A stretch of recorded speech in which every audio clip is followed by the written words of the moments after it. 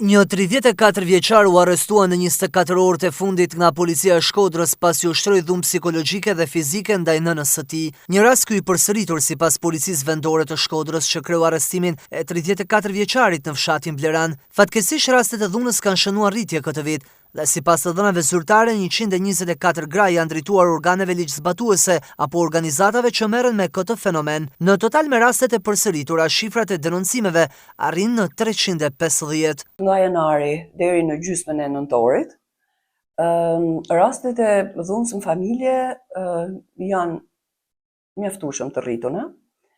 Për herë të parë në derën e organizatës Gruaja te Gruaja kanë trokitur gjatë kësaj periudhe 124 gra, që ne i thona raste të reja, sikurse e përmendët edhe ju, që do të thotë se kanë ardhur për herë të parë për një problematikë të tyre që gjithmonë ka lidhje me dhunën në familje dhe dhunën me bazë gjinore. Nga këto raste, 43 raste janë trajtuar gra dhe fëmijë në strezën e emergjencës, 63 nga këto raste kanë kërkuar këshillim psikologjik dhe 61 raste kanë marrë këshillimin juridik, që gjitha këto shërbime janë falas. Totali pra të rasteve të reja bashkë me ato që ne i quajmë raste të përsëritura, pra ku të njëjtat gra vinë për problematika të ndryshme, që kanë lidhje gjithmonë me dhunën ose me pasojat e dhunës në familje, kapin shifrën 350, që shënon një rritje të lehtë në krahasim me vitin e kaluar. Faktorët që ndikojnë në rritjen e dhunës në familje janë të shumta dhe kërkojnë vëmendje të vazhdueshme nga institucionet dhe vetë komuniteti. Kryesori është mendësia dhe mënyra e edukimit.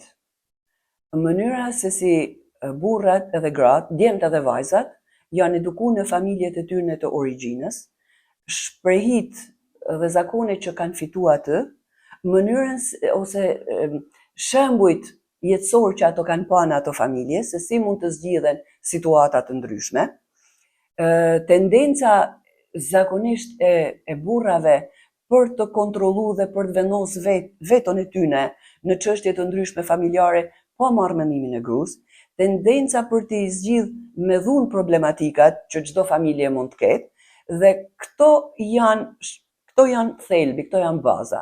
Pastaj faktorët e tjerë që është gjendja ekonomike, papunësia, varfëria që lidhen gjitha bashkë, veset e ndryshme, pija alkolike, etj.